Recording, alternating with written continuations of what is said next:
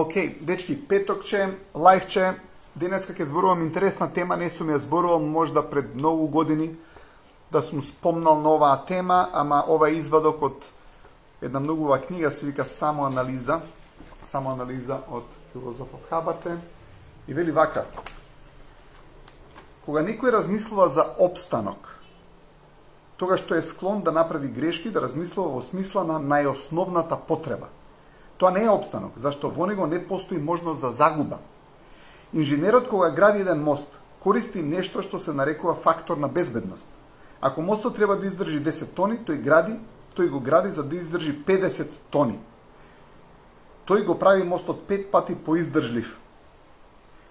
Гледайте, вели после: во животот единствената вистинска гаранција за опстанок е изобилството. Сега, каде луѓето прават грешка? Поради тоа што не планираат за изобилство. Што може да биде изобилство? Овдека дава пример изобилство 5 пати поја го прави мостот. Дава друг пример за некој земјоделец ако не посади доволно зрна, дека нема да се прехрани, поради тоа што скакулците ќе земат дел, ветерот ќе однесе и така натаму, затоа што мора он да посади многу повеќе отколку што сака да добие храна.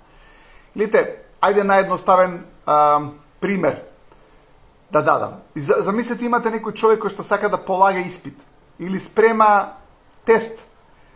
Сте приметиле како луѓето не размислуваат во насока на опстанок: ајке се спремам 10 дена порано од тестот, или ајде, не знам, кога излага некој на некој настан. Гледате, имате некоја девојка која што почнува да се спрема 5 минути пред да треба да искочи, секако дека ќе задосни, поради тоа што не го зима факторот на опстанок. Многу интересно е, го имате тоа, например, тој фактор на опстанок со летовите.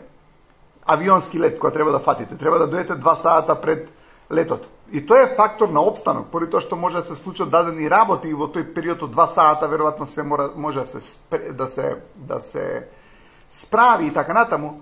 Но зошто луѓето доаѓаат обично порано или на време на авионски лет? Поради тоа што знаат дека авионот не чека никого, гледате, авионот ќе си полета. И поради тоа што луѓето знаат дека авионот нема да ги чека ако каснат, они не каснат. Ама ако имате некој, ако вие знаете дека мажот ќе ве чека дека касните, вие нема да имате ниеден фактор на итност да морате да се спремате, поради тоа што гледате, факторот на итност ве носи во сегашен миг, ве носи во сегашно време, поради тоа што имате фактор на итност. И кога човекот го добива факторот на итност, тогаш умот размислува подобро. Се малку заскитав од темава, но да се вратиме на цитатот од филозофот Хабарт, вика: во животот е единствената вистинска гаранција за опстанок е изобилството. Дури кога човекот има пари, гледате, ако човекот нема доволно финансии, ако човекот нема доволно средства, тогаш постегнат е, нели? Нема можност за премногу грешки. Но кога човекот има изобилство на финансии, тогаш има шанса и човекот да сгреши и нема да биде толку сериозно. Така да во животот ние како да не таргетираме изобилство. Знаете, луѓе викаат: абе, крај со крај да спојам. Ако го прашате некој човек: окей, колку ти е доволна, затоа што ќе нас викаат колку ти е доволна плата. Не сакам да размислам колку ми е доволна плата. Не сакам да размислам колку ми е недоволна у позитивен смисол плата. Доволно ти ли е 40.000 денара? Доволни ти се? Доволни ми се. Па зашто луѓето размислуваат со 40.000 денара или зашто размислуваат со 30.000 денара како доволни ли ти се? Ако ти се сложиш дека ти се доволни, толку ке е. Ако не се сложиш дека ти се доволни 40.000 денара, 30.000 денара, 24.000 денара, колку и да е, човекот она што ќе направи промена затоа што не се согласил со тоа, затоа што со работите кои што ќе си се согласите, така ќе ви биде. Сега, ако човекот не се согласува со таа плата, он ќе најде решенија и чаре да ја зголеми платата, но поентата ми е, ние не размислуваме опстанок, дека е изобилие. Поради тоа што човекот кој ќе има, таман за да спои крај со крај, вика: добро ми е. Не, луѓе, треба да имаме многу повеќе од колку што ни треба за да споиме крај со крај. Треба да имаме многу повеќе љубов и треба да ја градиме таа љубов, треба да работиме на тоа да се сакаме со сопругата, со сопругот, со дечкото, девојката и така натаму. Гледате, да се сакаме многу повеќе, за да направиме еден тип на перниче, за да, и ако има некоја кавга, и ако има некој проблем, да може тоа изобилие да го амортизира тој проблем. И затоа мораме да работиме на изобилство. Изобилство од гушки, изобилство од бакнежи, изобилство од позитивни зборови, изобилство од убави мотивирачки комуникации. Гледате, ако човекот го има, човекот треба да размислува врз база на изобилство. Не минимум, затоа што ние честопати размислуваме врз база на колку е минимум доволно за нештото да го добиеме. Поради тоа што стварно гаранција за опстанок е изобилие. Изобилие на време пред да трнете на пат. Тоа е гаранција за опстанок. Ете. Исто така, има убав цитат исто од филозофот Хабард, вика успехот на еден настан е директно пропорционален со временската припрема. Ако имате некој настан и немате време, немате изобилство од време да го припремите, тогаш она што ќе се случува, настанот нема да биде најдобар. Но ако имате припрема на тој настан и го припремите со време и работите на тој настан, настанот ќе биде добар. Сега, поентата за денеска ми е дека не размислуваме некојаш врз база на опстанок како изобилство, него размислуваме врз база на тоа да поминеме крај со крај. Што е најосновно, што ти е доволно, колку ти е доволно. Сега, ако размислуваме на тој начин колку ти е доволно, затоа што тоа е фраза која што се користи кај нас, гледате, тоа што му е на него доволно, ја не викам дека човек не може да помине со лепи паштета или да помине со сиренце и патлиџани, и тоа е убаво многу, ама сакам да кажам зошто да не работиме да имаме, и ако има човекот многу, никогаш не е проблем. Кога човекот има малку, е проблем. Зошто да немаме изобилство од самодоверба? Зошто да немаме изобилство од позитивни мисли? Зошто да немаме изобилство од среќа? Да работиме на тоа, да добиеме изобилство од среќа. Зашто да немаме изобилство од фит тело? Изобилство од пријатели? Изобилство од клиенти со кои што соработувате? Например, гледайте, да ви дадам пример. Имате некој човек кој што продава нешто. И онако денеска закажал 3 интервјуа, цел ден, 3 интервјуа. На него едно интервју или 2 ако му откажат, проблем е. Или имате не знам колку муштери. Денеска имате 10 клиенти со кои што треба да работите. Немате време да јадете, тоа е изобилство. Некој ќе ви откаже, си викаш, леле, добро ќе јадам.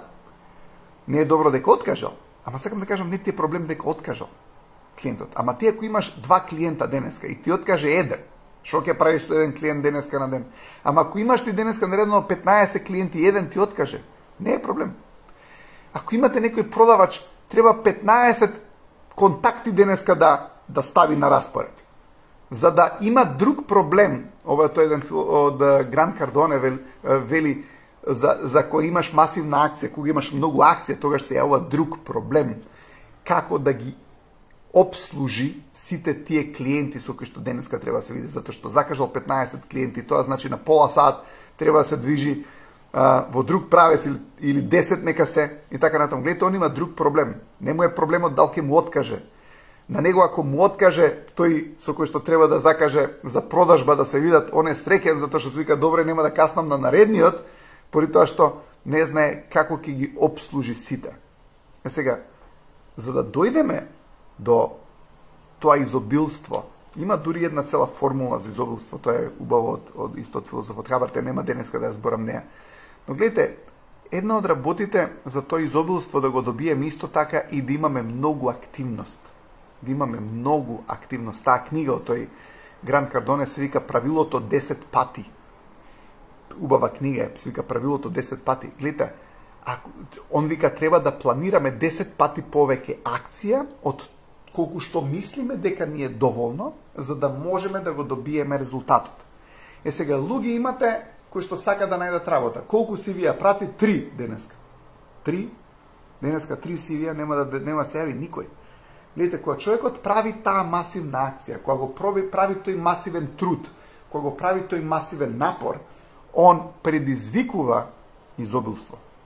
Ама ако човекот денеска ја штеди енергијата, не се внесува и вложува себе, не се дава, не сака да креира, луѓе, никаде работите не идат.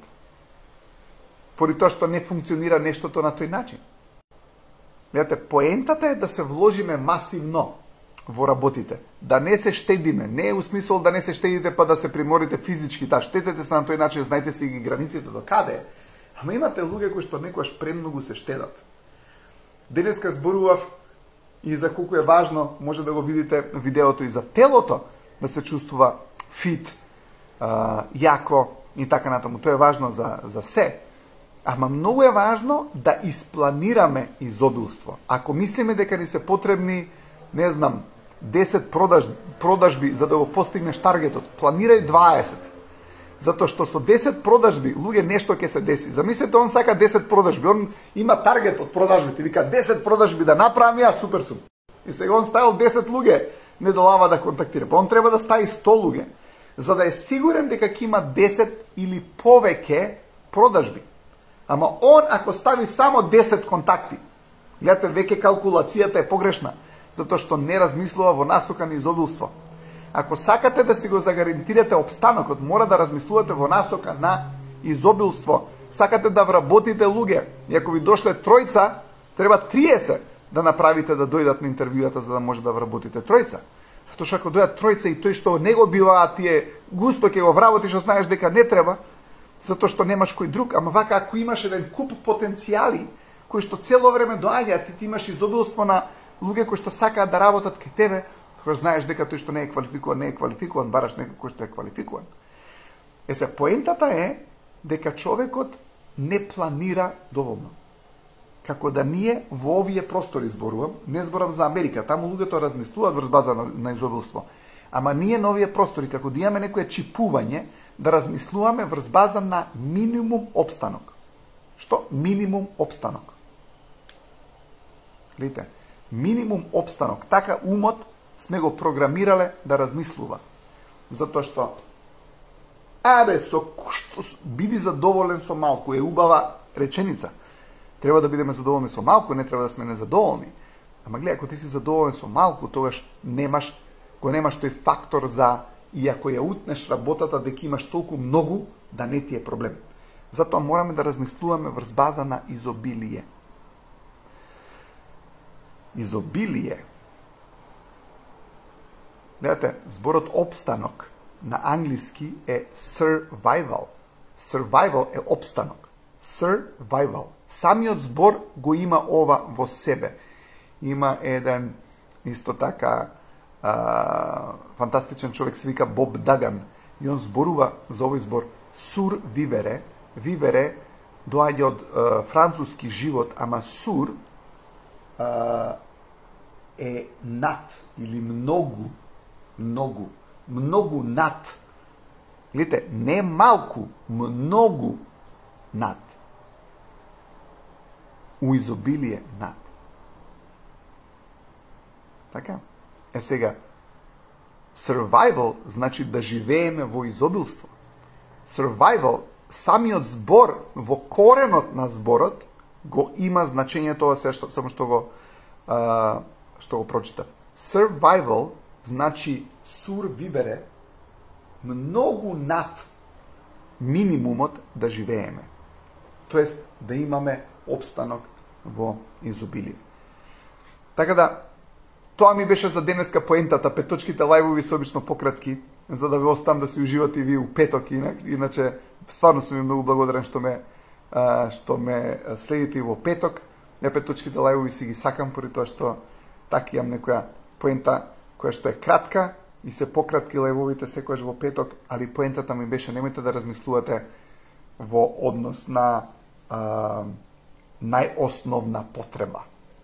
Немојте да мислите врз база на најосновни потреби. Мислете врз база на луксузи. Луксуз, да. Знаете, кај нас дури замјаџа, луксуз, не луксузи сака, како да некој греф направи тоа ако сака луксуз. Луѓе, не е греф да сакаш луксуз. Сакај луксуз, работи за луксуз, затоа што тоа е изобилство. Затоа што гледате што е луксузот. Луксузот се стандарди.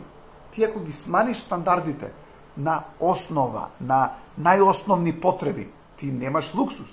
Ти имаш нешто кое што, затоа што гледате, опстанокот, Луксус, што е висок стандард. Значи ти, за да доеш до тој луксус, ти си работел многу, си дошол до тој луксус, имаш висок стандард.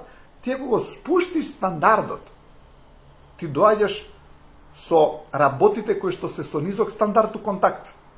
Наедноставно, имаш високи стандарди, ти се одвојуваш од работите со низок стандард. Работите со низок стандард ќе те уништат. Ако си го спуштиш стандардот, не се сакаш, не се цениш. И она што ќе се случи, ќе се споиш со баш тие работи кои што имаат низок стандард, кои што ќе те уништат. Како човекот се уништува себе си ги спушта стандардите, доаѓа во контакт со работи кои што имаат низок стандард и на тој начин се себе уништува. Не ги спуштајте стандардите, затоа што тоа е изобилие. Висок стандард. Знаете, изобилие, луксус. Сакајте ги луксузните нешта, работете за луксузни нешта, поради тоа што кога ви се луксузните нешта во глава да ги имате. Јас сега знам дека луѓе трошат на луксузни нешта, а немаат пари. Тоа е глупост невидена. Ама сакам да кажам, работите до толку многу да имате, да и луксузните нешта ви се ништо. Затоа што кај нас имате луѓе што ќе продаат стан за да вози кола или ќе продае кола за да купи не знам каква гардероба, што е глупост, затоа што сака да биде виден, приметен и мисли дека тоа ќе му го даде важноста во општеството и во животот. Тоа е катастрофа, а катастрофа не е, него е глупост, би рекол. Али замислете, вие работите многу, имате многу и си давате шанса да имате луксузни нешта, тоа само значи дека сте се поврзали со високите стандарди во општеството. Фактички нема ништо лошо во тоа. Ако човекот има висок стандард, се поврзе со високите стандарди и убавите нешта во општеството, тоа значи дека е заштитен на некој начин од нештата кои што имаат низок стандард. Замислете, ако имате доволно средства, ќе отидете да купите поквалитетна облека. Ама ако немате доволно средства, ќе купите некоја облека која што едвај зимно време ќе ве штити од студ, или можеби ако немате доволно средства за некоја убава летна облека, ќе носите некоја облека која што ќе ви е претопла на лето. Така да убаво е човекот да работи, убаво е човекот да мисли врз база на изобилство. Изобилството е опстанок. Имате убав викенд, се гледаме повторно понеделник. Чао!